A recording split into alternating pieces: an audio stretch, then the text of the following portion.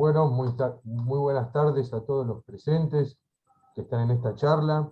Hoy vamos a hacer una charla sobre funciones del CAB, del Centro de Atención a la Víctima, en el ámbito del Ministerio Público Fiscal, pericias e informes según los delitos, profundización de las funciones.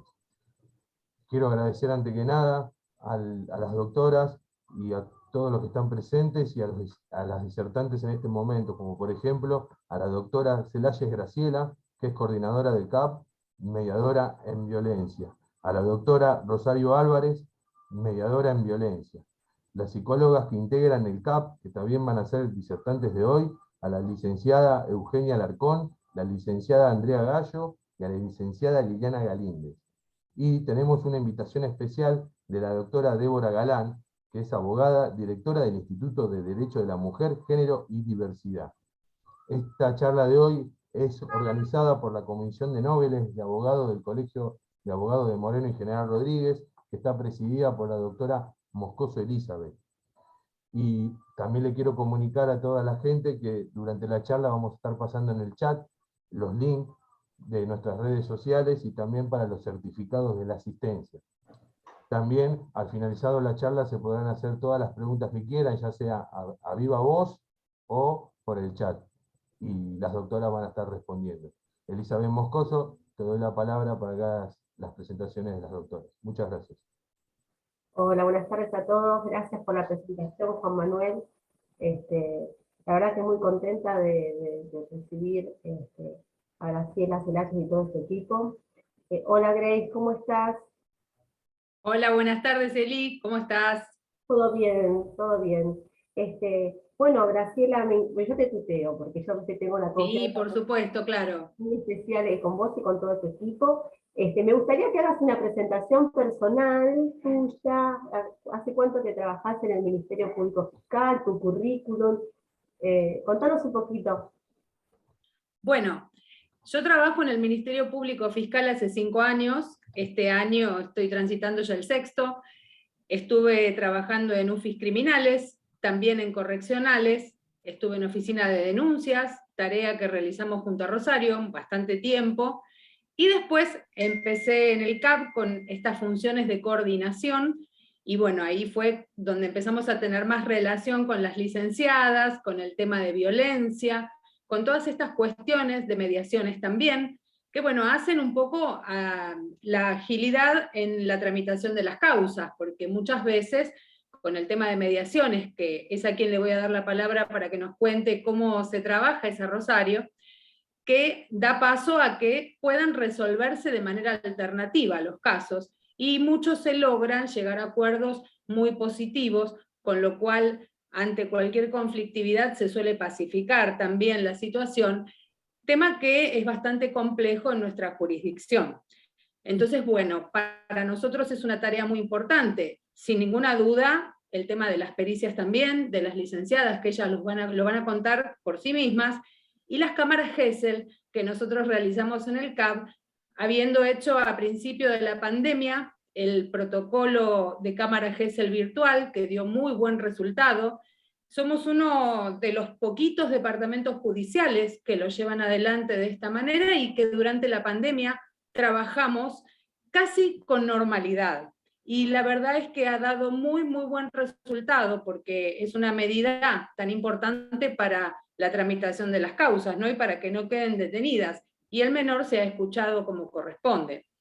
Así que bueno, hoy por hoy mi cargo es de secretaria, estoy coordinando este CAB, y bueno, hacemos muchas tareas, muchas, pero bueno, le quiero dar paso a Rosario para que ella cuente cómo se trabaja con el tema de las mediaciones primero, para después adentrarnos un poco más en el tema que tiene que ver con las pericias, que a veces resulta un poco complejo que sea comprendido por parte de los defensores particulares, más que nada. Los oficiales ya conocen la función, pero por lo menos para dar esta información a los defensores particulares, y que suele ser a veces tan incomprendido este tema de qué pasa en el CAB, qué hay adentro del CAB y qué es lo que se hace.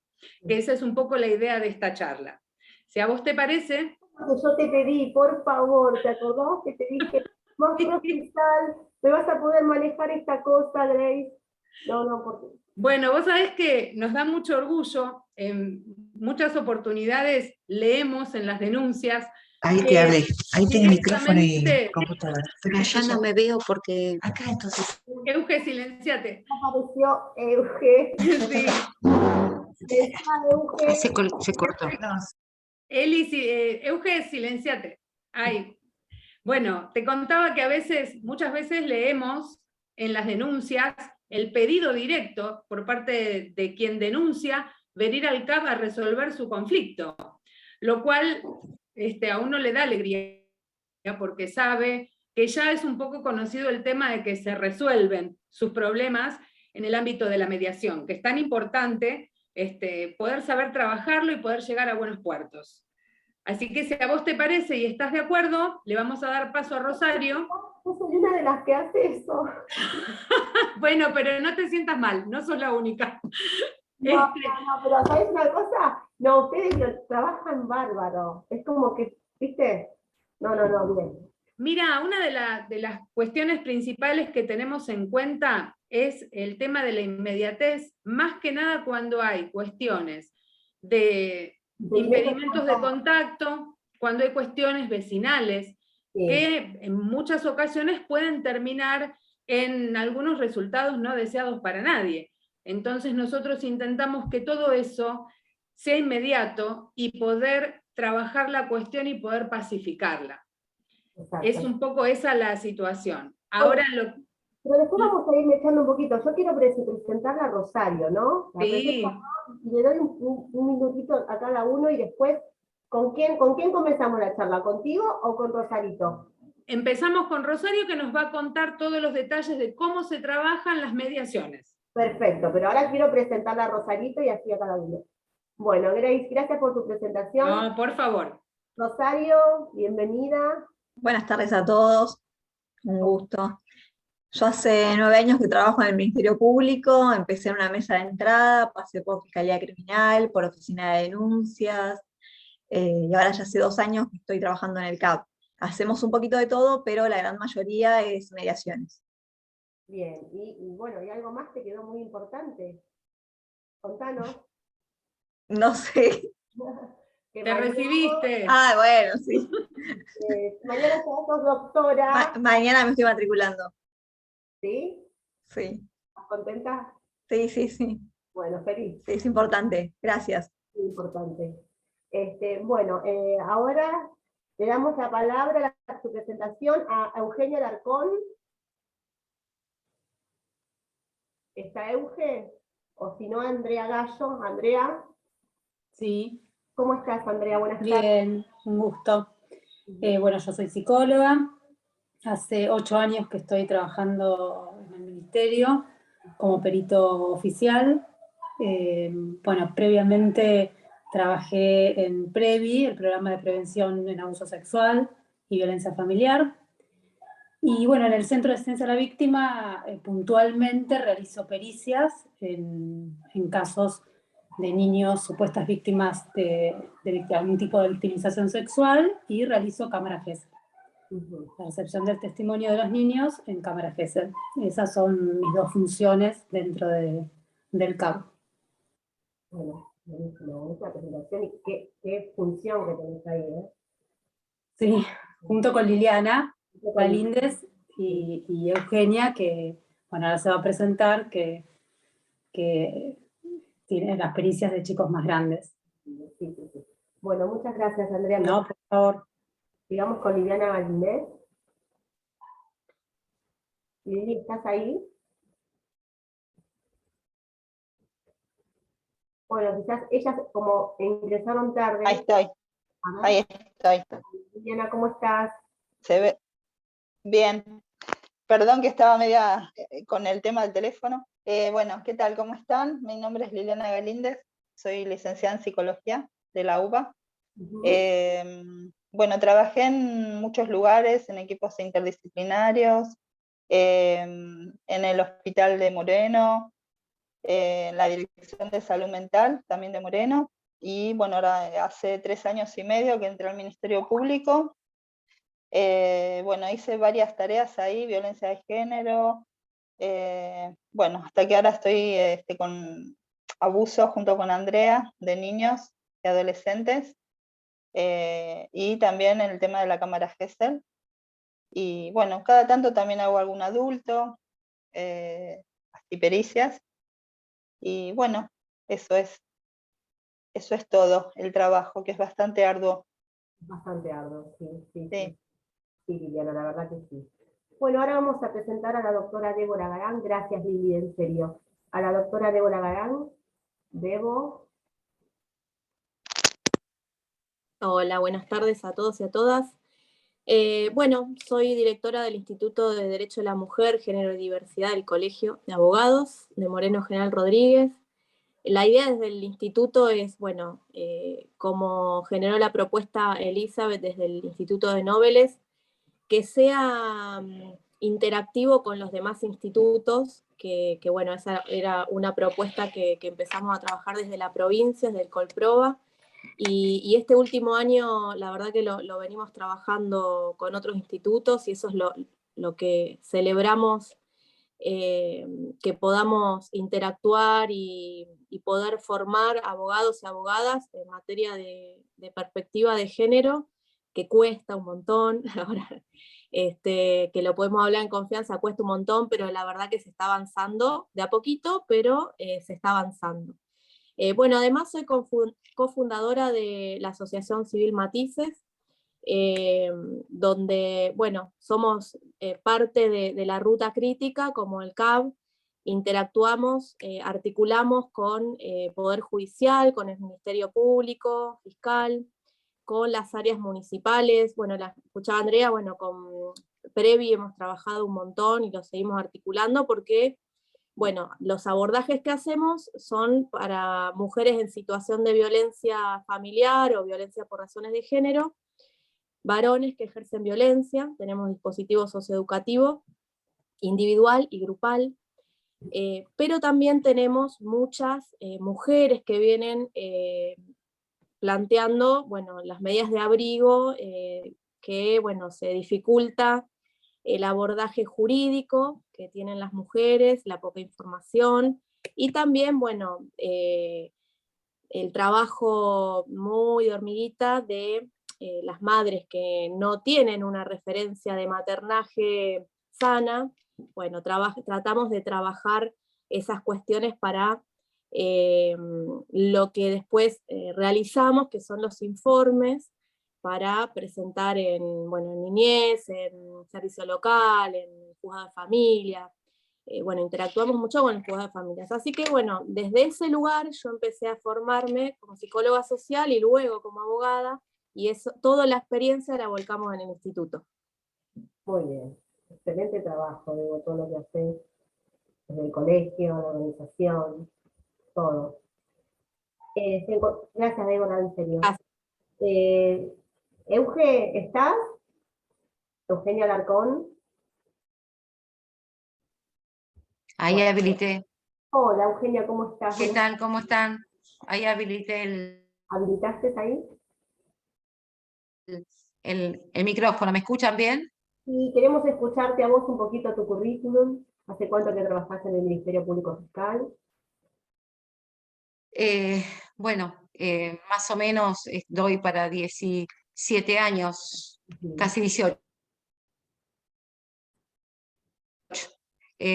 No, para qué te digo, 16, 4 y 11 y pico que llevo acá, sí, más o menos.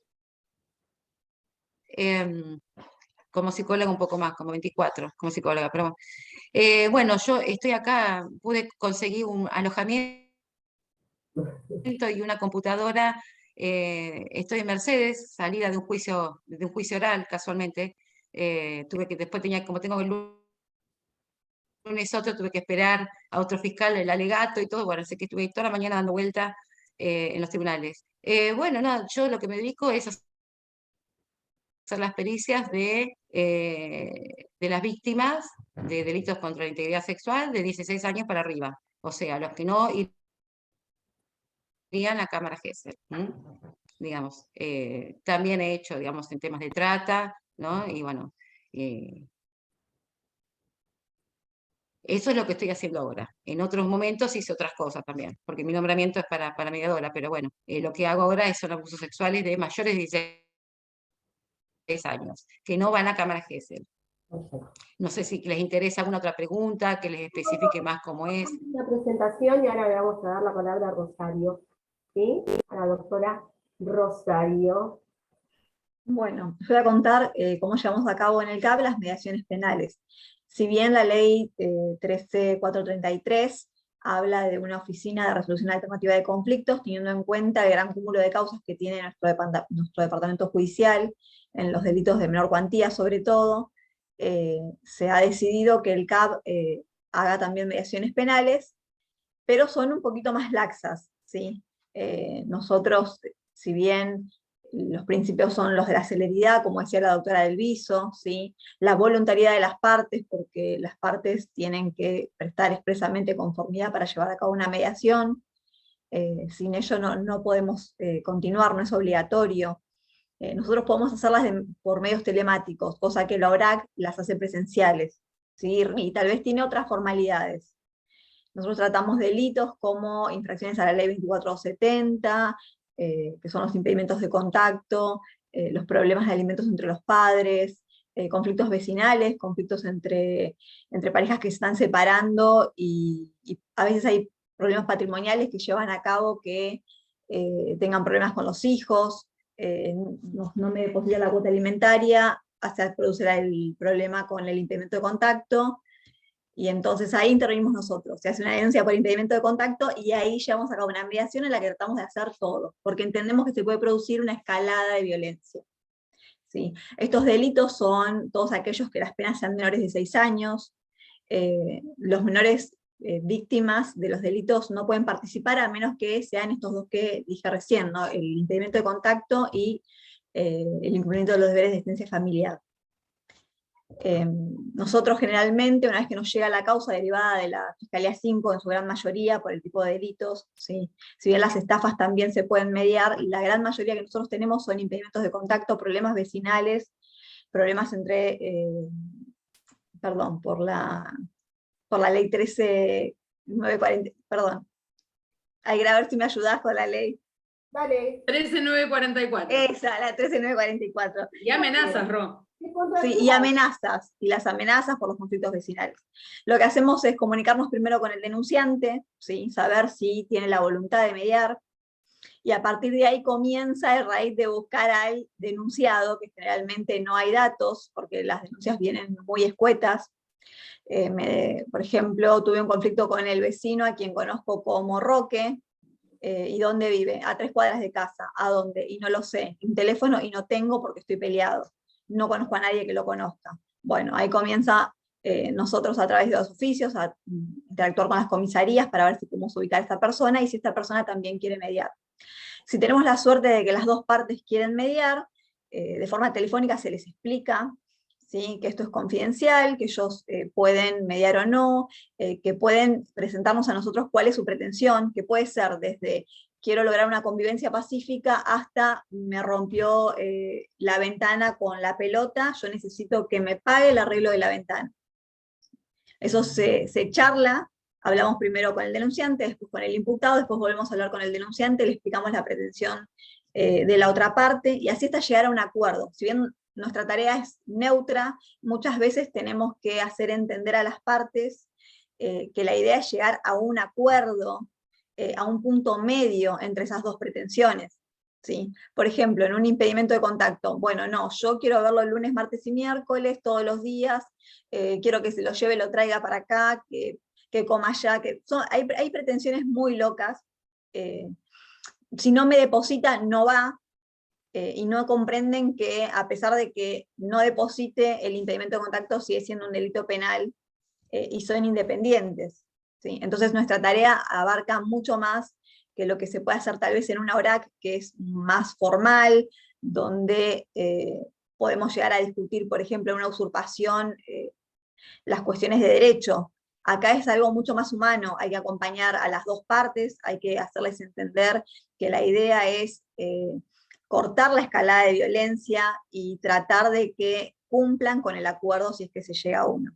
Lamentablemente muchas causas no pueden llegar a un acuerdo porque el denunciante o la víctima dice, no, yo no quiero.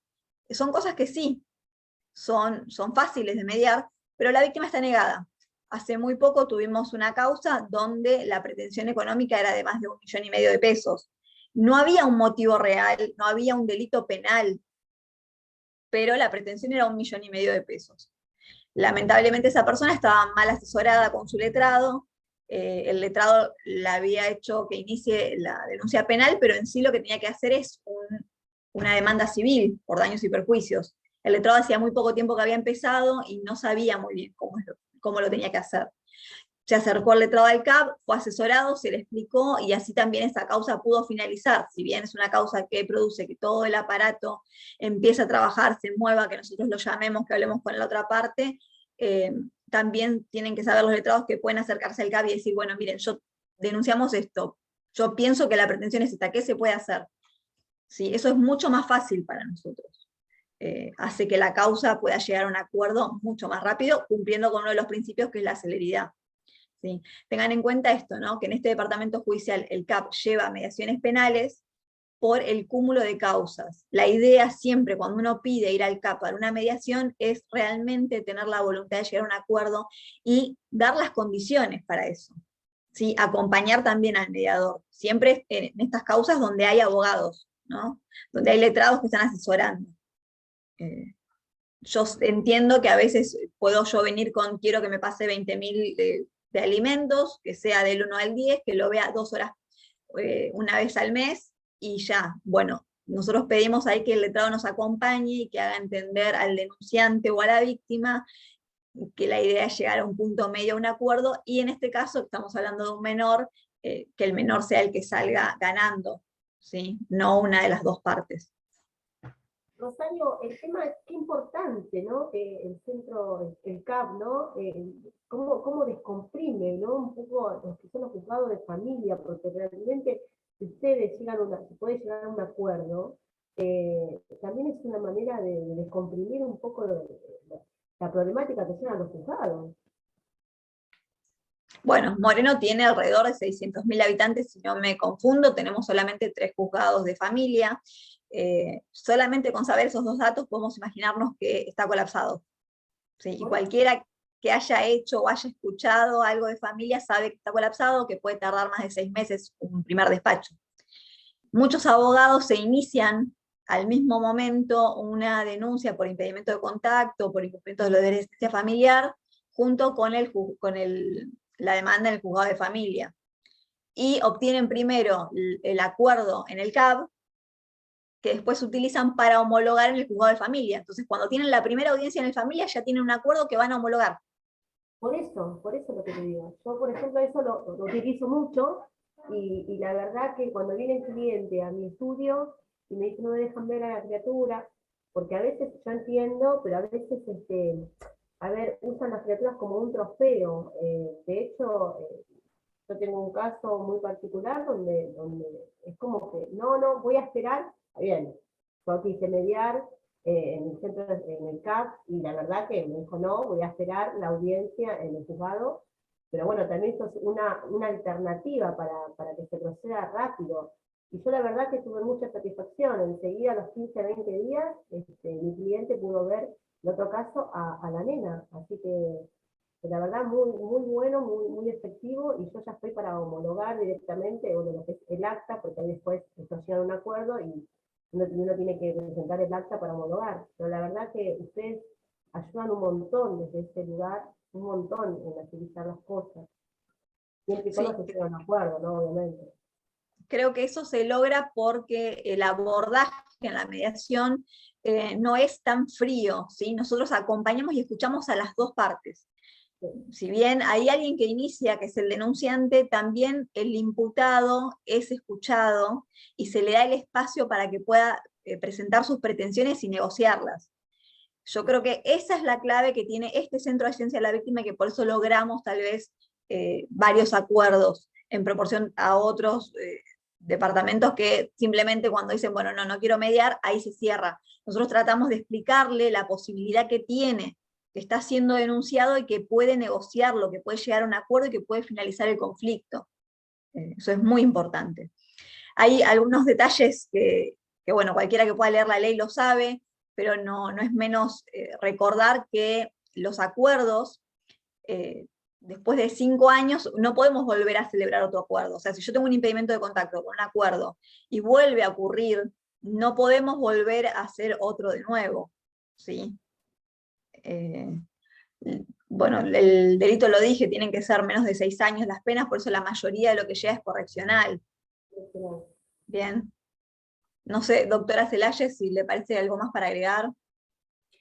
Sí, principalmente, más que nada, estos temas donde en las amenazas, que son en general cuestiones vecinales, si bien la mediación no es para situaciones de violencia, claramente, sí a veces se producen situaciones muy conflictivas entre vecinos, situaciones que tratamos en la medida de lo posible, cuando esto realmente se puede hacer, citar a ambas partes, hablar con ambas partes, y si vemos que esa posibilidad no es viable, tratamos de hacerlo de manera privada, en audiencias privadas, con lo cual, bueno, ese es un gran cúmulo de trabajo que tenemos en amenazas, en cuestiones vecinales, ¿no? Ahí se trabaja mucho y realmente sí lleva mucho trabajo, no solamente respecto del asesoramiento a las partes, sino también a las cuestiones de contención, y asesorarlos en todo, no solamente en lo jurídico. Es un gran trabajo que se realiza, y bueno, sí, tal cual, estoy de acuerdo, da buenos resultados. Para nosotros es muy satisfactorio, la verdad. Sí, sorprendentemente, las amenazas que llegan a lesiones, hemos tenido gente que se ha cortado con una botella en una parte del cuello y han decidido mediar y han llegado a un acuerdo. Hay vecinos que hasta acordaron, no sé, bueno, vamos a cerrar acá, cerramos la parte que compartimos del lote con un muro y se llegó al acuerdo y se cumplió y finalizó el problema. Si bien hay otros que son recurrentes, sí, me amenazó hoy, mañana de nuevo, y tenemos 20 denuncias, siempre se llevan a cabo y mucha gente acepta mediar y mucha gente con estos problemas que llegan a lesiones físicas logran solucionarlo. Eso sí es muy, muy importante.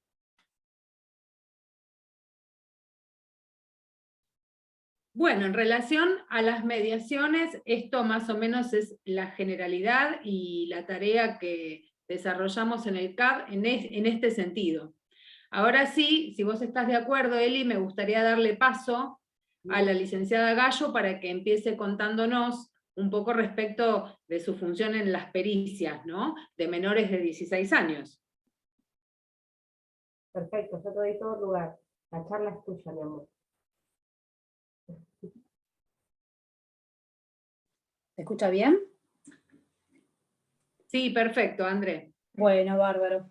Bueno, como decía, nosotras tenemos 2 funciones dentro del CAP, que la primera es la solicitud del pedido de pericia psicológica, siempre en causas de niños o adolescentes presuntas víctimas de algún tipo de delito contra la integridad sexual. Generalmente, la gran mayoría son intrafamiliares, también hay situaciones extrafamiliares, y lo que hacemos en primera instancia, bueno, es dar la fecha, digo un poquito cómo es el recorrido, leemos la causa, la denuncia, las testimoniales, o sea, tenemos contacto con el expediente y realizamos la pericia psicológica. La pericia psicológica, bueno, es un estudio de la personalidad del niño. Se intenta evaluar la organización psíquica del niño en esa entrevista, se implementan técnicas proyectivas, y bueno, la entrevista psicológica, que es la herramienta para nosotros fundamental. También, bueno, citamos y entrevistamos a la madre, padre o al adulto que está acompañando a ese niño. La pericia tiene puntos de informe, puntos de pericia, que es a lo que nosotros tenemos que responder. Estos puntos, bueno, son variados. Cada fiscalía generalmente tiene como algunos puntos ya establecidos, pero lo que se busca es intentar, bueno, saber si ese niño fue víctima, ¿no?, de alguna situación de abuso sexual, si presenta algún indicador emocional o físico, emocional o psicológico, si presenta, por ejemplo, desviación del desarrollo psicosexual. Bueno, son distintos puntos periciales. Bueno, ¿cuál es nuestro abordaje? Como decía, en la entrevista, cuando uno evalúa el despliegue emocional del niño, qué mecanismos de defensa está utilizando, qué tipo de recursos cognitivos tiene, en fin, hacemos una evaluación profunda y ahí decidimos, cada perito decide, bueno, qué técnicas va a utilizar. En base a todo el análisis, porque la pericia tiene esto importante, que no es solamente un elemento, sino varios, es que uno concluye respondiendo a esos puntos de pericia y las conclusiones finales. Uno de los puntos de pericia suele ser el relato del niño. Si bien el relato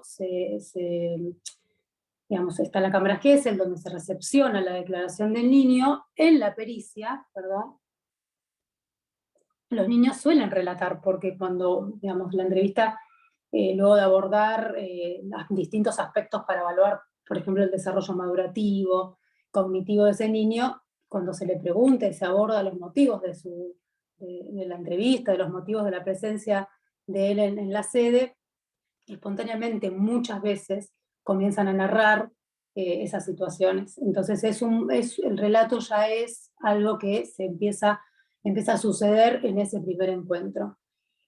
Uno de los puntos de pericia es, por ejemplo, la credibilidad del testimonio. Nosotros aplicamos digamos, la técnica, la psicología del testimonio, que es para poder evaluar la credibilidad de ese relato en base al CBCA, que es una técnica que se analizan criterios de credibilidad. Por eso decimos que tenemos como 3 patas en la pericia. Una es todo lo que nosotros podemos observar, todas las manifestaciones de ese niño, que es toda la conducta, a veces es todo lo que no dice, ¿no?, con palabras, sino con otro tipo de lenguaje. El análisis de las técnicas que implementamos, tanto de la entrevista como de las técnicas gráficas, y el análisis del relato. El análisis de las 3 patas, digamos, ¿no? El análisis global e integral es el que nos va a llevar a una conclusión y a poder responder esos puntos de pericia que el fiscal bueno, pide en ese informe. Nuestra función es poder asesorar, ¿no? El perito justamente es un experto, en nuestro caso en la psicología, e intentamos es asesorar con sustento científico, ¿no?, que es justamente nuestra idoneidad, nuestra ciencia, responder sobre la subjetividad de este niño, ¿no? Un niño que atravesó una situación de victimización sexual va a impactar ese suceso traumático en distintas esferas de su personalidad, y a través del estudio de la personalidad, a través de la pericia, uno puede encontrar y hallar distintos síntomas, distintas secuelas. Esa es la principal función, ¿no?, la pericia. Después tenemos la función de la cámara Gesell. La cámara Gesell es un acto procesal. Nuestra función ahí es distinta, porque solamente estamos recepcionando el testimonio, que no es menor, porque gran parte de lo que se puede obtener de ese relato es también las maniobras que tiene el psicólogo para entrevistar a ese niño. Perdón, pensé que ibas a hablar, Gra. Acá tenemos que, nosotras evaluamos la edad de ese niño, la capacidad narrativa que tiene, el estado emocional. Tenemos que tener en cuenta el desarrollo madurativo, qué etapa madurativa está, para también saber cómo vamos a preguntarle a ese niño. No podemos hacer preguntas indicativas ni sugestivas, lo cual a veces, bueno, es una tarea difícil recepcionar el testimonio, porque tiene que ser una entrevista, digamos, el objetivo es recabar información de ese hecho eso es lo que están necesitando. Nosotros, yo digo, somos como un vehículo, ¿no? Recepcionamos, hacemos cuando creemos que ya recabamos toda la información, hacemos una pausa, nos vamos a la sala donde están, bueno, en este caso ahora es virtual, donde están el juez, el fiscal, los secretarios, el defensor y el imputado, y ahí recabamos las preguntas, las dudas, para luego poder volcarlas de la mejor manera con el vocabulario y de la manera que un niño, dependiendo de su edad, lo puede comprender.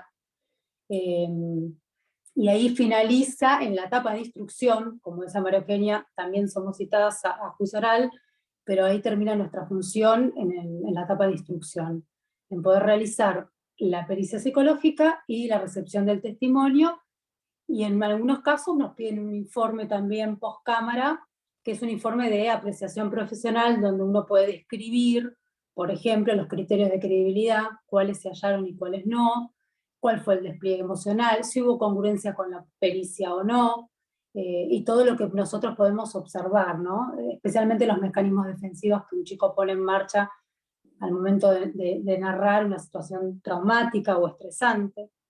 Pero bueno, no sé si a partir de ahí surge alguna pregunta, y lo hice como muy global, para no recaer en algo muy técnico, pero no sé si me quieren preguntar. Andrea, yo sí quiero hacerte una pregunta. ¿Qué porcentaje, más o menos, en términos generales, hay de niños menores de 10 años y mayores de 10 años?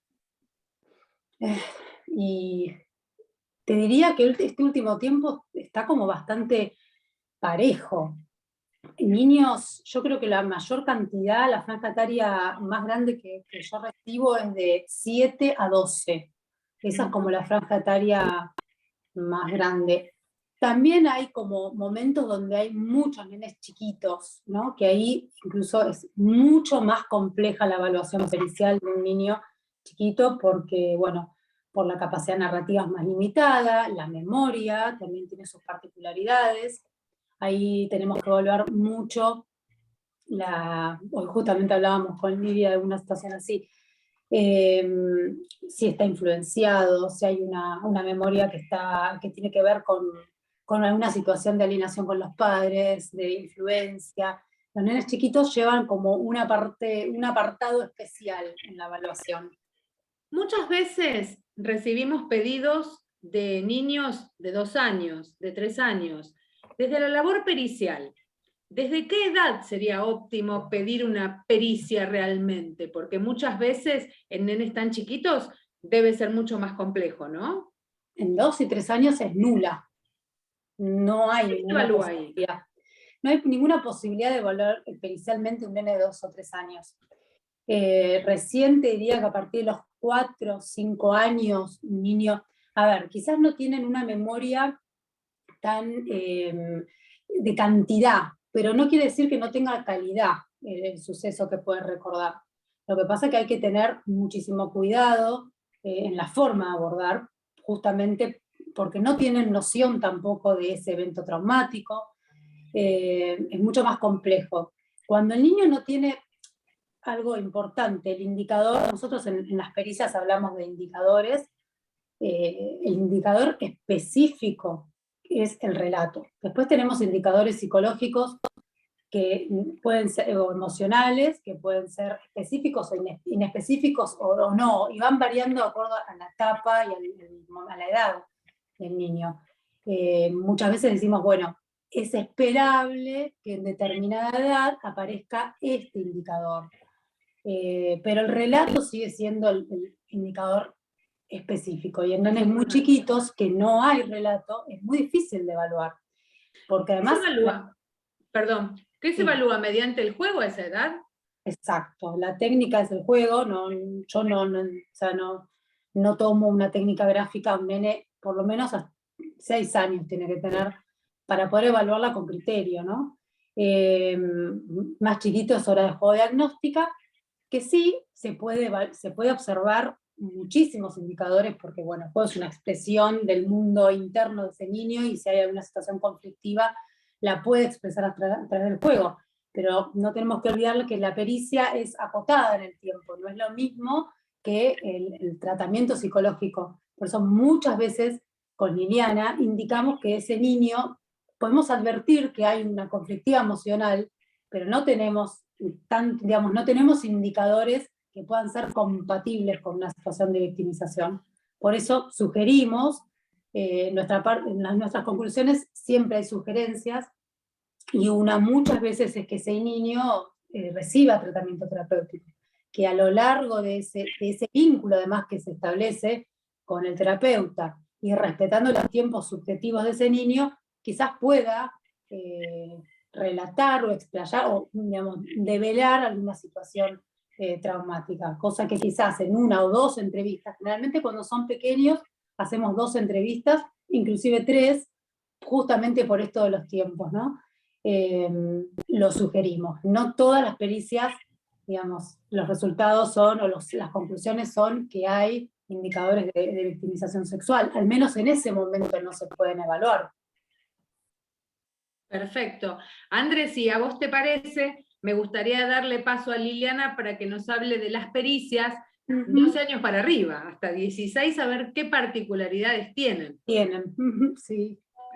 Pasamos a Lili, gracias, André.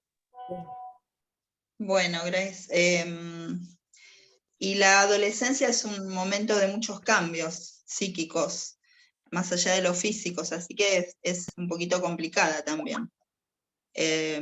Más allá de todo lo que dijo André, se suma esta cuestión de conflictos intrapsíquicos que tienen los niños, los adolescentes, ¿no? A partir de la pubertad, la resignificación de la sexualidad, se ve mucho la develación a partir de, en casos de abusos de niños más chiquitos, que lo pueden llegar a decir después de los 10, 11, 12 años, ¿no? Recién. O se dan cuenta que eso es un abuso, que cuando eran chiquitos no se daban cuenta de eso, o no les parecía, no sentían esta cuestión traumática, ¿no? En líneas generales, ¿cómo empiezan a entender que eso es un abuso? Después de la pubertad, la sexualidad es como que empieza a aflorar en el aparato psíquico, ¿no? Como que le pueden dar una entidad. Entonces, bueno, ahí empiezan a entender que esto que les pasó cuando eran chiquitos no está bien. Ningún adulto puede tocar su cuerpo sin el permiso de ellos. Bueno, es como esto de la maduración biopsíquica, ¿no? Recién ahí ellos le pueden dar una entidad de trauma ahí, ¿no? De algo que impacta en su psiquismo y empiezan a tener estos síntomas conductuales, que es lo que más se ve en un adolescente. ¿No? Y un tema que suele ser muy controvertido, Lili, la mentira.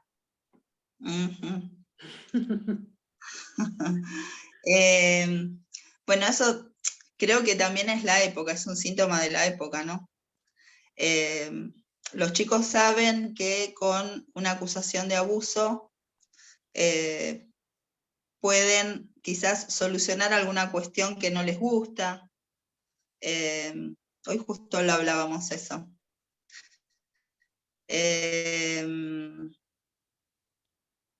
Pero bueno, siempre la mentira tiene una motivación, ¿no? Y es difícil hay que ver el caso por eso. caso ahí, sobre todo en el caso. Y hay que trabajar mucho con el entorno, con la familia, hay que ver la historia de cada niño, la historia de la primera infancia, porque un niño llega a hacer esto, ¿no? A mentir. ¿Cuál es la motivación para hacerlo? ¿No? ¿Cuál es? Bueno, ahora se utiliza mucho la mentira, pero bueno, no en todos los casos pasa esto, ¿no? Creo que como todo en psicología es el caso por caso, ¿no? No se puede generalizar y hay que estudiar bien la historia de cada chico, ¿no? De cada función materna, paterna, ¿no? Cuando vos te encontrás con un niño que empezás a escuchar y de repente, ¿qué es lo que te suena a que eso puede ser mentira? Y bueno, primero se observa mucho las conductas, las maneras del relato, las defensas también. Creo que la disociación es a veces lo que influye muchísimo en el sentido de decís, bueno, pero está contando algo tan fuerte y está como si nada, como que no le pasa nada. Pero creo que la mentira tiene más que ver con el recorrido en su historia, ¿no? En su historia vital, ¿no? Porque un niño llega a utilizar eso para lograr otra cosa, ¿no? Que no todos los niños lo hacen, ¿no? Obviamente. Bueno, ¿y qué es lo que pasa después, ¿no? ¿Cuál es la consecuencia de eso? ¿No? Eso que quizás hay muchos niños que no se dan cuenta de que cada cosa que dicen o hacen tiene sus consecuencias. Y quizás ahí está el tema de las funciones parentales, ¿no? La puesta de límites, la escucha, la contención, el sostén, que hayan tenido ellos en las etapas previas de su desarrollo, ¿no? En orden a las técnicas que utilizan, Andre y vos, ¿utilizan en las pericias las mismas técnicas con los chicos de las edades que ustedes atienden? Sí, en general sí se utilizan las técnicas gráficas, persona bajo la lluvia, bueno, el HTP, casa, árbol y persona, dibujo libre, yo lo uso un poquito con los niños más chiquitos, dibujo libre, bueno, a la hora de juego diagnóstica, el cuestionario desiderativo, que es un test verbal, que eso es muy amplio y está bueno para aplicarlo. Y bueno, y el relato, que es lo más importante, ¿no? de la pericia. Muy bien. Lili, le voy a dar unos minutos la palabra a Eugenia, porque se tiene que retirar, así nos cuenta un poquito a partir de los 16 qué es lo que pasa. Dale. Euge, ¿estás por ahí? Aquí estoy. Bueno, gracias. Te paso la palabra para que nos cuentes desde tu óptica, a partir de los 16 años, ya que bueno, es complejo, ¿no? Imagino.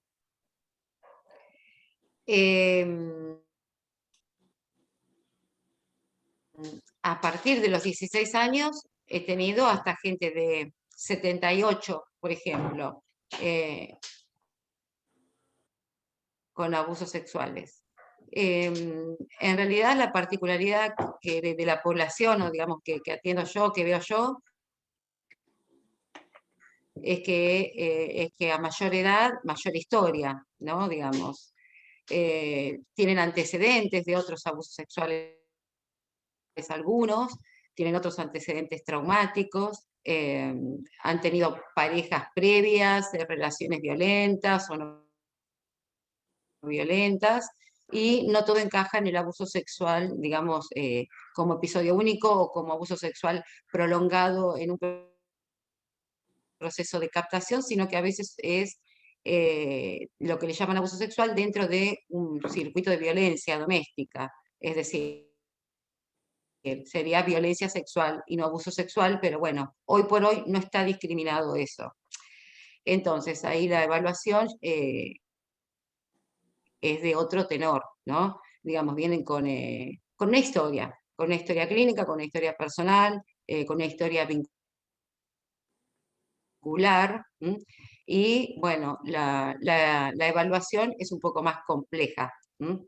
Hay que ver características de personalidad, ya hay una personalidad en algunos, los de 16 años a 18, 20, están todavía, podemos decir, en la última etapa, digamos, de estructuración de la personalidad, pero ya más o menos hay tendencias más o menos definidas.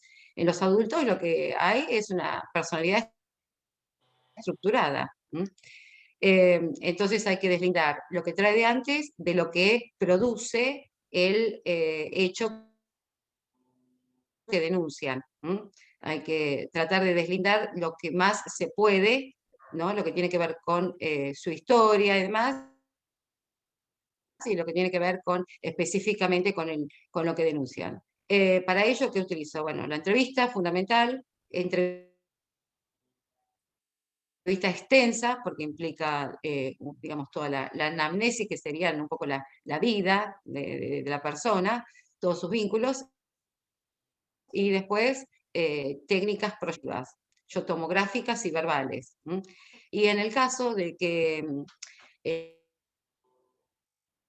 aparezcan con algún tipo de cuadro o de antecedente neurológico, epiléptico, o traumatismo de cráneo o alguna otra incidencia que pueda afectar o que pueda estar reduciendo digamos, la capacidad o el contacto con la realidad o la capacidad de la persona de darse cuenta, de discernir, bueno, por ahí lo que suele administrar, o en el caso de una persona mayor de 60 años, es algún test de screening neurocognitivo, digamos, como para ver, digamos, el estado, digamos, de sus funciones cognitivas superiores, digamos, memoria, atención y más. Pero eso es un caso muy particular, en el caso de gente que vinieron, por ejemplo, con 60 y pico y hasta 78 años, nada más. O en el caso a veces de epilepsias, pero tampoco uso tanto para las epilepsias. La epilepsia, digamos, va generando, hay que conocer distintos perfiles en ese sentido también, porque tienen una modalidad particular en cuanto al procesamiento de la información más lenta, en cuanto a los conflictos con el entorno, en cuanto a los episodios convulsivos y demás. Bueno, hay que ir conociendo desde varios lugares como para ir discriminando qué es lo que hay de base y qué es lo que produce el evento que denunciaron. ¿A qué se apunta? Bueno, y qué preguntan en juicio después, porque después hay que no responder en juicio. Credibilidad del relato, correlación entre las técnicas que uno le tomó, el despliegue de la persona en la entrevista y la concordancia también con lo que denuncia. Lo que tratamos de hacer es ver todo lo que se pueda y en la medida en que dé el tiempo, las actuaciones que hay en la causa, siempre que haya. Importante, ¿no? Eso. No siempre hay, ¿no? Y a lo que se apunta también es otra cosa, es saber si hay este famoso cuadro que es el estrés postraumático, ¿no? Por ejemplo, hoy el caso que yo tuve en juicio era un caso de una chica que vino ni bien después de la denuncia. Después de la denuncia, le ocurre el hecho a la madrugada, va a hacer la denuncia, va al médico forense y después la veo yo. La verdad que todo el perfil de la chica era una chica con una situación de calle, con una situación no tan de calle, pero de muchas fugas, ¿no? de embarazos, abortos y un montón de cosas, pero la chica cuando llegó estaba con este postraumático agudo, ¿no? Y signos y marcas de que, bueno, algún hecho violento y a nivel sexual había ocurrido. Entonces, bueno, ahí es un poco más fácil incluso, ¿no? Digamos, pero no siempre es tan fácil. Te consulto, Eugenia, respecto a lo mismo que le preguntaba a las chicas en niños, te pregunto a vos en adultos, que entiendo que al tener más información, por tener más edad, también debe ser un tema, un trabajo, discernir en la mentira, ¿no?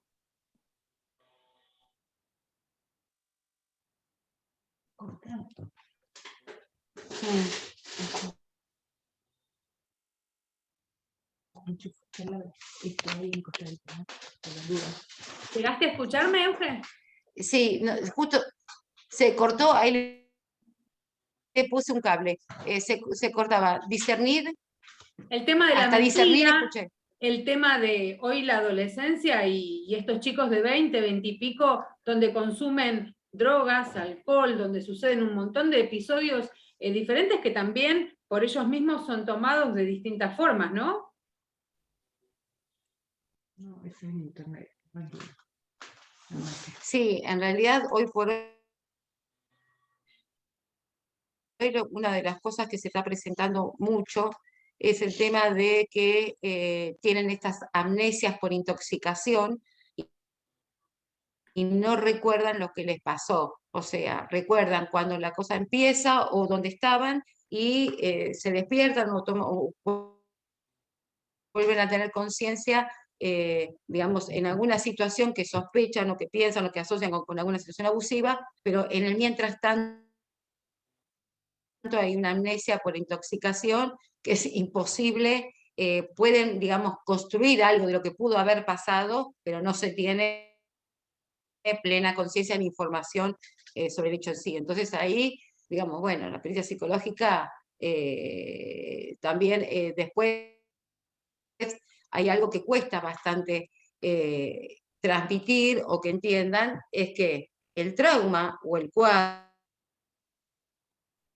psicopatológico que deriva, que la persona puede presentar, sobre todo después de un tiempo, tiene que ver con cómo la persona vivió la situación.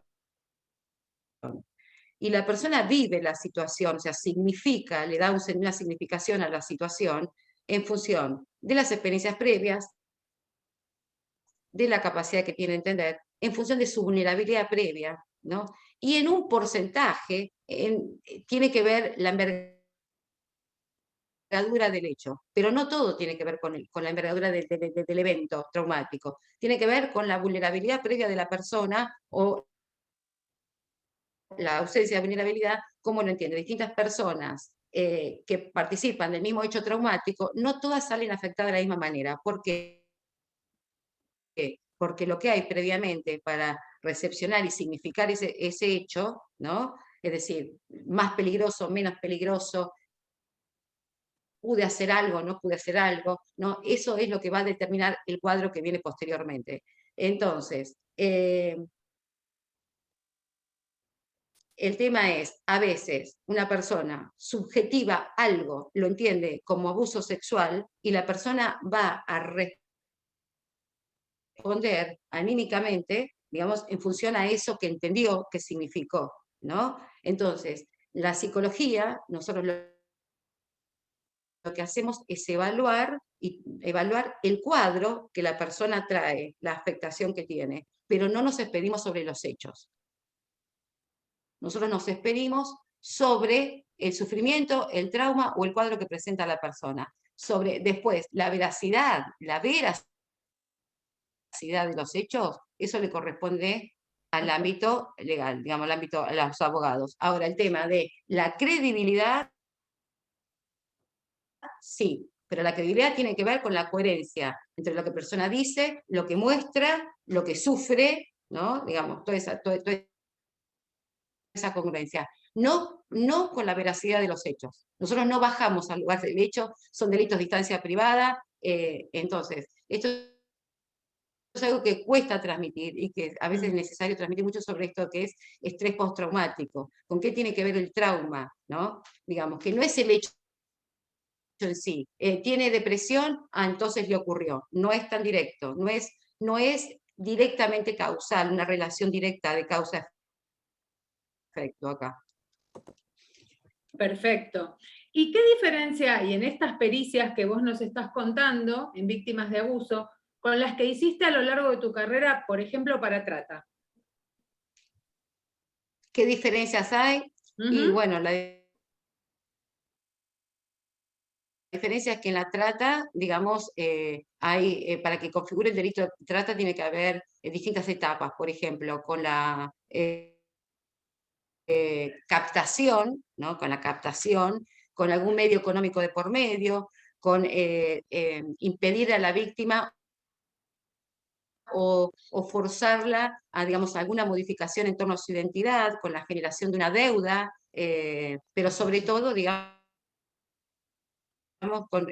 bueno, se puede ser la trata laboral o puede ser la trata sexual. La trata sexual, que es en la que he trabajado yo, digamos, tiene que ver, digamos, con un comercio en torno a los intercambios sexuales, donde la explotada recibe una parte y la otra parte, digamos, se la queda el explotador. Incluso se le genera una deuda por X motivos, por el lugar de vivienda, por la ropa,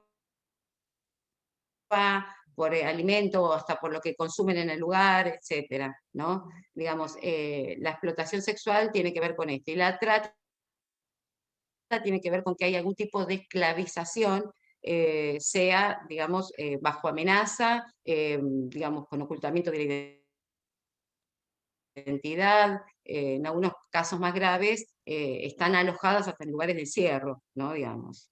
Por lo general, la trata en sí tiene que ver con eso, también con el encierro, y No escuché. ¿Se utilizan las mismas técnicas a la hora de una pericia? Las mismas técnicas que en el abuso sexual. ¿O hay alguna diferencia ahí? Sí, sí, lo que varía, en realidad las técnicas en realidad son técnicas de evaluación, se utilizan para el daño psicológico en daños y perjuicios, como para, digamos, ¿no? Es decir, por ahí las técnicas uno las selecciona según la temática a evaluar, pero bueno, en términos generales, como para ver trauma o daño, las puedes utilizar, son las mismas. Lo que pasa que el enfoque y la escucha, la mirada y digamos, va específicamente a detectar determinados tipos de indicadores, ¿no? Pero bueno, en la trata es esencialmente la escucha, ¿no? Y si hay indicadores incluso de que la persona, en la trata lo que puede haber incluso es mucha disociación, porque cuando están impedidas de moverse, de vivir libremente, y están muy captadas, ¿no? Digamos, es como que hay mucho daño psíquico. La disociación y a veces la confusión es más marcada, ¿no? Prevalece eso por sobre, por ejemplo, el daño sexual, ¿no? La víctima de trata está hasta a veces capaz que hasta acostumbrada ya al intercambio sexual, pero sufre otras cuestiones que es lo que tiene que ver con lo privativo de la libertad, ¿no? Y la explotación y las amenazas y todo esto. Sí, sin duda. Eugenia, te quiero dar las muchas gracias y despedirte agradeciéndote que hayas entrado desde Mercedes para que puedas volver a tu casa tranquila y continuamos con las chicas con algunas otras preguntas. Muchas gracias por tu Yo las dejo participación. porque tengo que agradecer a la gente acá que me alojó en su casa y que tiene que seguir su vida también. Bueno, gracias, hasta Eugenia. Pronto. Gracias.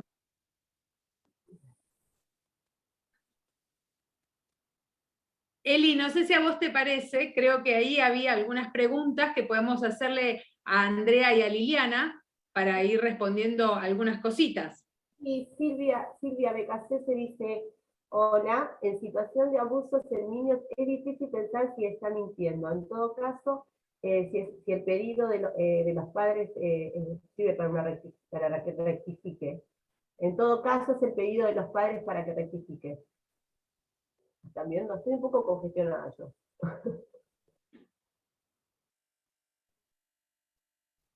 André, ¿llegaste a escuchar bien la pregunta de Silvia? No, la última parte no, pero que es difícil o es poco que mientan. Bueno, sí, coincido, estadísticamente son pocos los casos que uno llega a la conclusión de que un niño haya mentido. Generalmente en algunos casos de nenes más chiquitos llegamos a no poder corroborar una situación de victimización sexual. En niños chiquitos hablamos más de fabulación que de mentira. En niños más grandes, estadísticamente, son pocos los casos que, por ejemplo, un adolescente se expone a una situación, porque develar o hablar de una situación de abuso no es nada fácil tampoco para un adolescente. Sí es verdad que tienen más conciencia del daño que pueden generar o la complicación que pueden generar denunciando o hablando de una situación de esa magnitud. En mi experiencia, muy pocos casos.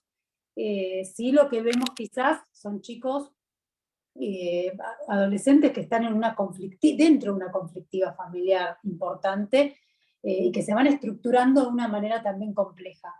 Pero son pocos los casos. Entiendo lo que decía Liliana, de que quizás el adolescente cuenta con otras herramientas totalmente distintas a un niño más chico, ¿no? Donde la verdad que son muy pocos, bueno, en mi caso la verdad, nenes chiquitos que haya visto mentira, no, la verdad que no.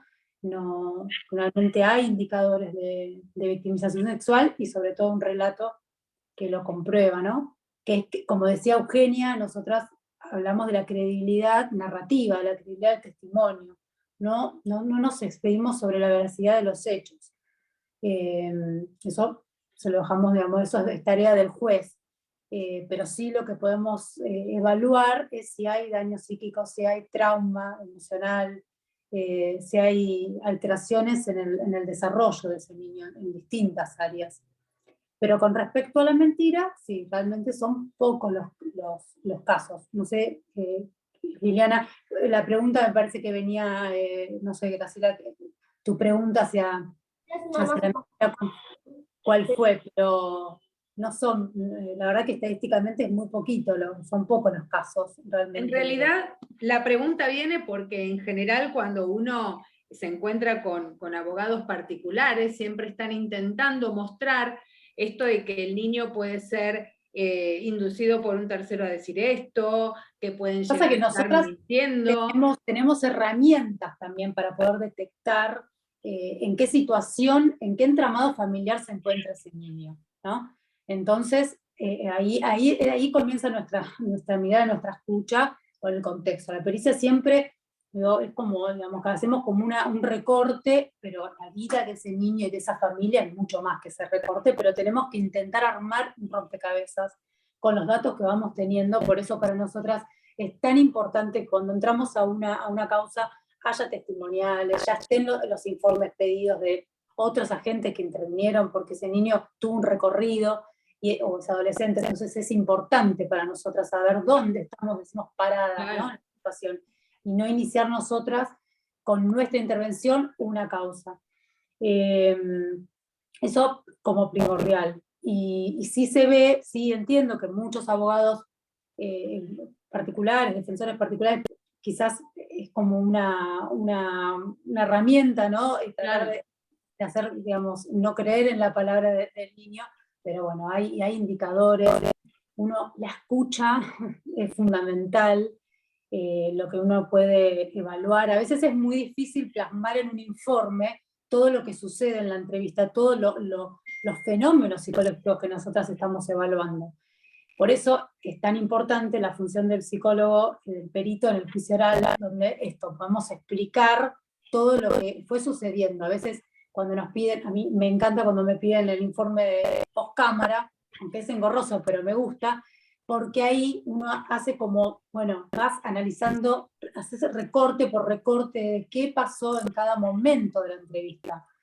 Es sumamente interesante poder hablar de todo lo que quizás un abogado, por su experticia, no lo puede, no tiene esa herramienta, no lo puede entender, ¿no? Y nosotros podemos darles también a los jueces esa herramienta, que es distinta el abordaje de uno y otro, ¿no? Para nosotros la verdad es la verdad subjetiva, estamos escuchando desde otro lugar, y me parece que, bueno, está bueno también, hoy releía un libro, El entrecruzamiento de ambos discursos, ¿no? Me parece que está bueno, es esto justamente, ¿no? Lo que estamos haciendo ahora, que lo jurídico y lo psicológico se puedan entrecruzar y que haya un lugar de encuentro en estas causas. No sé si la pregunta de Silvia de Cassese, que es compañera nuestra, está bien. Silvia, ¿querés aportar algo, Silvi? No sé si está escuchando. Contesta con la manito que no. Ah, bueno. Yo. Sí, doctora. Buenas tardes. Quisiera hacer una consulta, una pregunta. ¿Cómo son las cámaras GESEL virtuales y qué beneficios tiene? O si tiene beneficios. Perfecto, cómo no. Las cámaras GESEL virtuales, en el caso del ámbito nuestro del CAP donde las realizamos, lo que es la cámara, le doy la palabra a las chicas, a las licenciadas. Yo le voy a contar un poco la otra parte, que es el entretelón. Lo que tiene de bueno primero es el hecho de que las partes no se tienen que trasladar. Pueden presenciar la cámara tal como estamos haciendo nosotros esta reunión.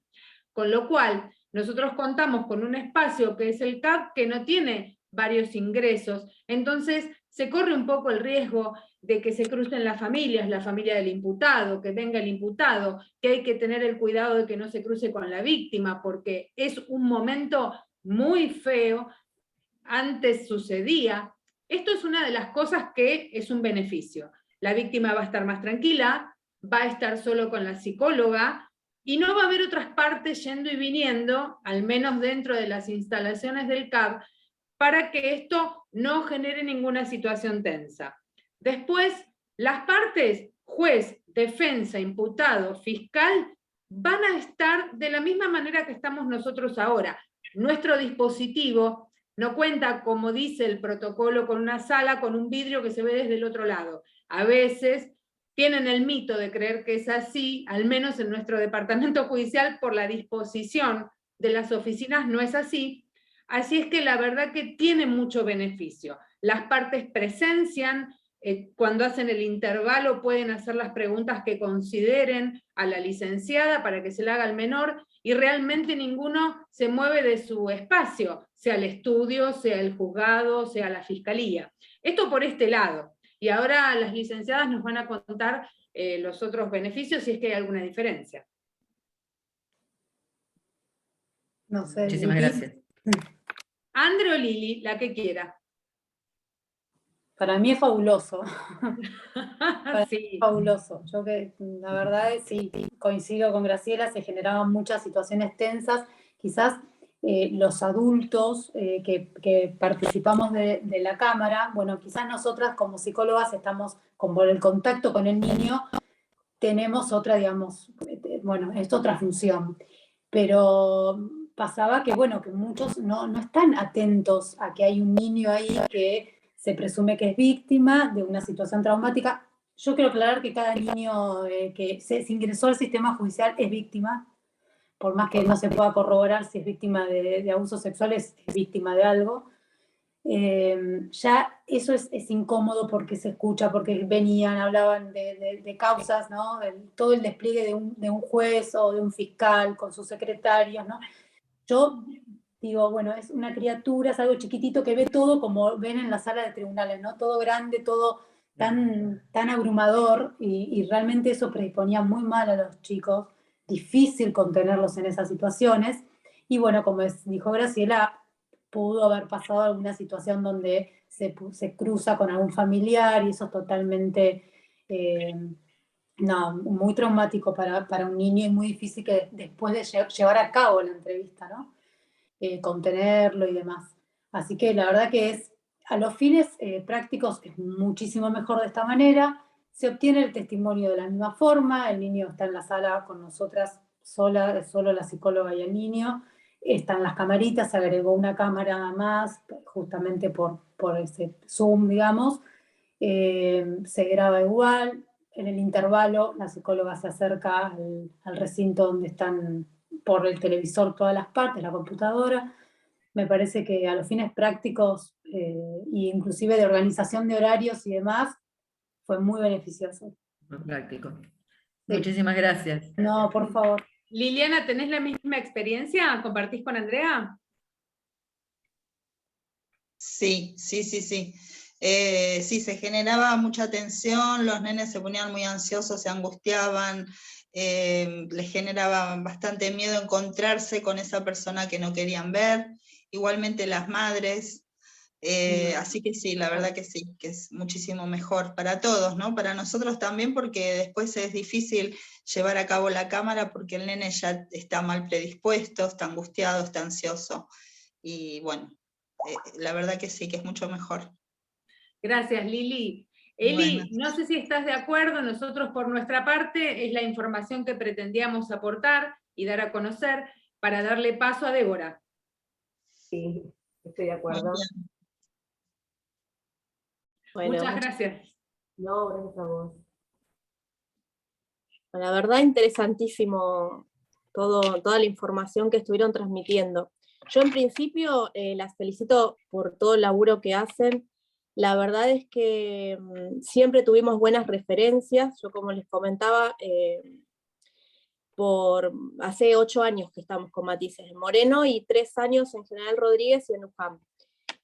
Y bueno, hubo años donde recibíamos muchas mujeres, niños y niñas y adolescentes también, por algo que, bueno, estuvimos hablando antes de la charla con Eli, la revictimización que han sufrido en algunas áreas, que bueno, eso fue cambiando con el tiempo, porque la formación la concientización que se estuvo realizando todos estos años hizo que, bueno, los equipos estén más preparados, más fortalecidos, más capacitados.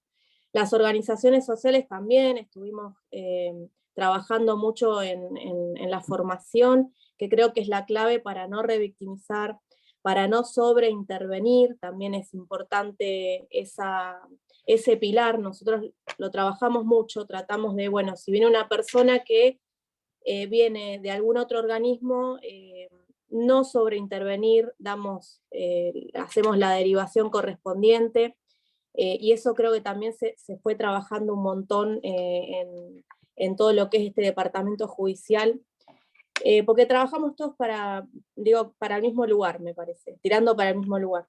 Y yo lo que quería, aportar nada, es así el trabajito que hacemos en Matisse comparado con todo el laburo que tienen ustedes. A lo largo de todos estos años que venimos trabajando, antes no recibíamos personas recibíamos personas en situación de violencia familiar o violencia de género, pero sin denuncias. Esto de, bueno, formarse más, que las problemáticas estén más visibles, y haya más promoción de derechos y prevención, hizo que las personas se animaran a denunciar los delitos relacionados a estas dos problemáticas. Entonces nosotras nos vimos obligadas también a hacer un poquito más profesionalizado el trabajo, y eso nos hizo, como les comentaba al principio, a empezar a trabajar en los informes, que bueno, obviamente los informes nuestros son menos desarrollados, pero bueno, sirven mucho para los juzgados de familia.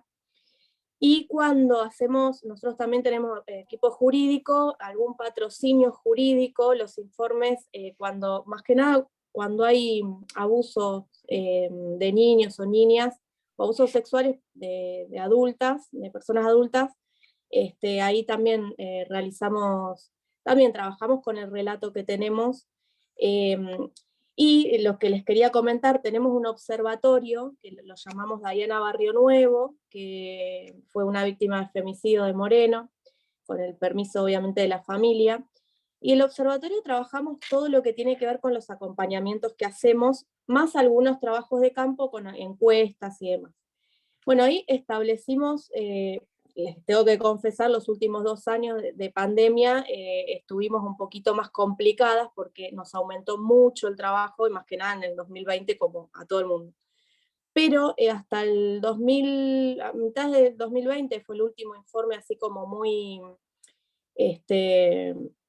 con mucho dato. Entre el 40 y el 50% de las mujeres que acompañábamos fueron víctimas de ASI. Y entre también el 40 y el 50, no me acuerdo, 40 y pico, pero de los varones que ejercieron violencia en ese momento donde hicimos el recorte, también habían sido víctimas de ASI. Nosotros empezamos también a trabajar desde el observatorio porque para mejorar el abordaje y las intervenciones necesitábamos más información. Que uno, bueno, puede leer y demás, pero desde la experiencia empezamos a mejorar el acompañamiento. Y también nos hace entender, bueno, qué postura no tomar a la hora de hacer una intervención y no ser tan duras. A veces en las intervenciones, más que nada, en el dispositivo de masculinidades que tenemos. Eso fue un dato, la verdad que nos impactó un montón.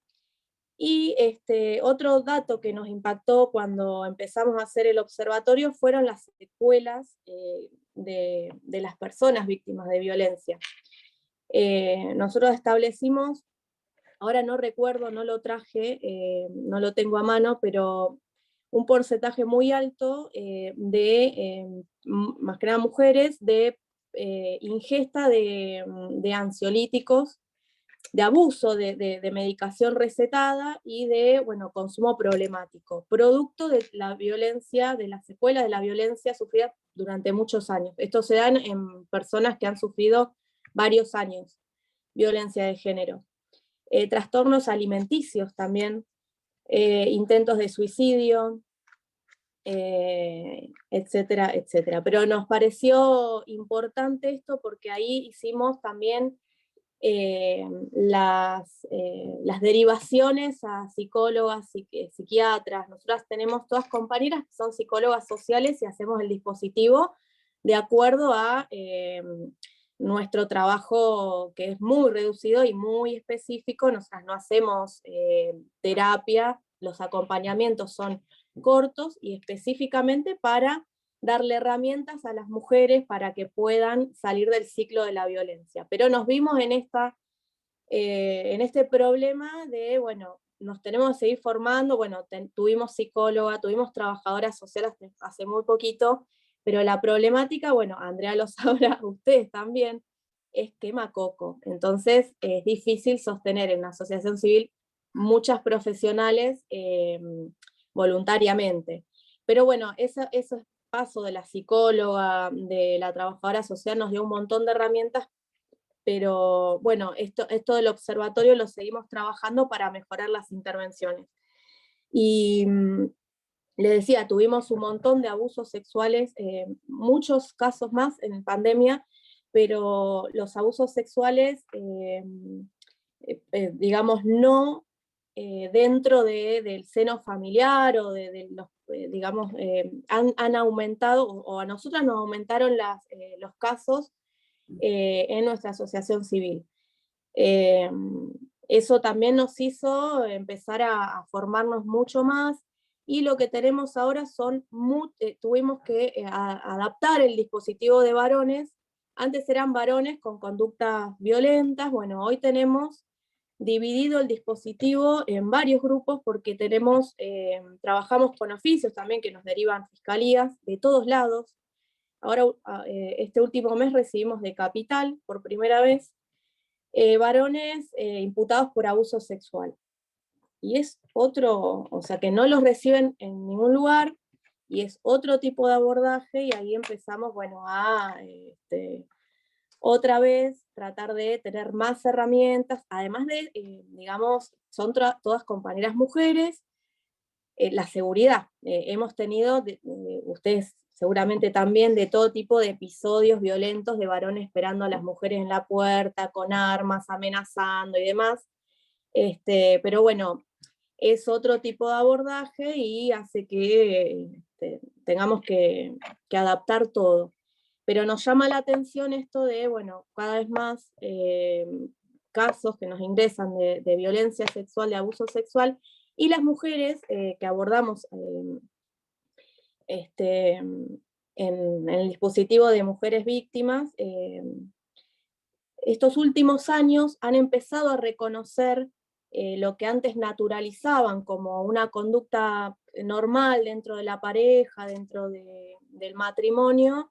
Bueno, han empezado a vivir de otra manera la vida sexual, y entonces se reconocen víctimas de violencia sexual. Y eso también empezamos a trabajar en el observatorio, bueno, esos delitos que derivan de la violencia familiar, la violencia de género, para también empezar a, bueno, como tenemos un dispositivo jurídico, bueno, empezar a trabajar con abogados y abogadas, bueno, que derivan el delito de amenazas, pero que las amenazas no es solamente, bueno, te voy a agarrar en la esquina y te voy a matar, no, amenazas con arma de fuego, amenazas con armas blancas, bueno, las lesiones, que es muy común, el aborto.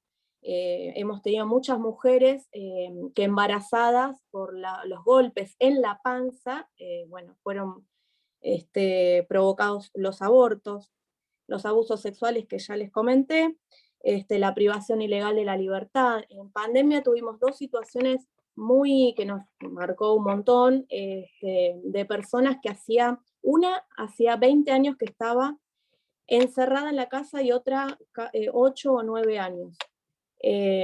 No tenían la llave de su casa, no podían salir, tenían las ventanas, y las ventanas todas con madera, o sea, estaba todo clausurado, todas las aberturas clausuradas, y solamente salían con su pareja o marido a la iglesia o a comprar algo, y después se quedan todo el día encerradas en las casas. Eso fue, y la de los más de 20 años encerrada, fue de San Miguel, en realidad no era de Moreno, pero bueno, hicimos el abordaje nosotras.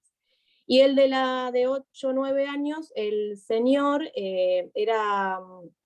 tenía cambiada la identidad y había hecho lo mismo 2 veces anterior en otras provincias. Así que bueno, hay que mejorar algunas cositas para que esto no... porque es muy común. Después empezamos a intercambiar con otras organizaciones y son casos muy, muy comunes, más de lo que creemos. Y esa señora le mandó una notita en un pañal a un familiar. Y así pudo empezar a salir de esa situación. Pero bueno, me basé en casuística, pero bueno, quería felicitarlas por todo el trabajo que hacen y bueno, sí, estamos a disposición para lo que necesiten. Y gracias, Eli, la verdad, por este espacio, que fue una charla muy productiva.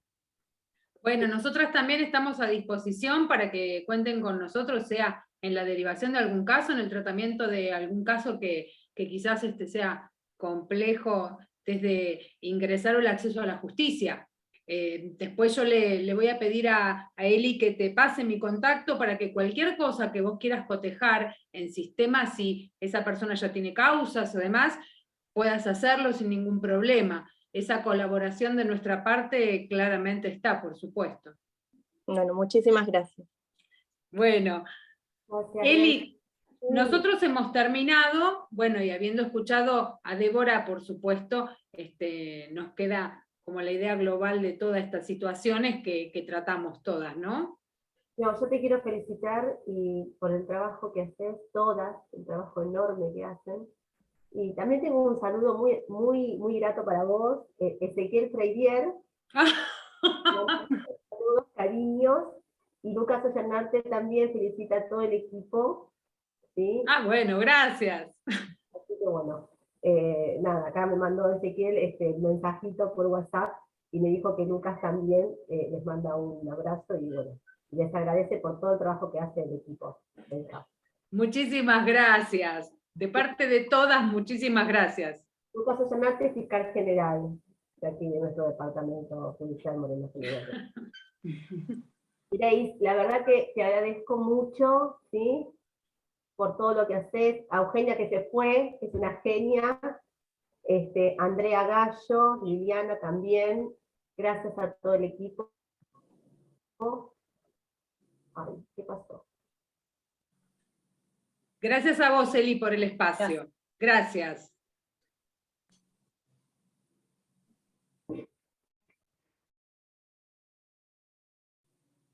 Bueno, desde la Comisión de Noveles también les queremos agradecer porque fue una charla muy grata, un tema muy que se aborda, que está muy en boga hoy en día. Y así que bueno, gracias, ya damos por finalizado. Y bueno, gracias a todos, a Débora Galán, a la doctora, a todos. Muchísimas gracias porque la verdad esto es muy bueno para todos los noveles. Muchas gracias a ustedes por el espacio. Buenas tardes. Igualmente. Gracias. Chao. Saludos. Gracias.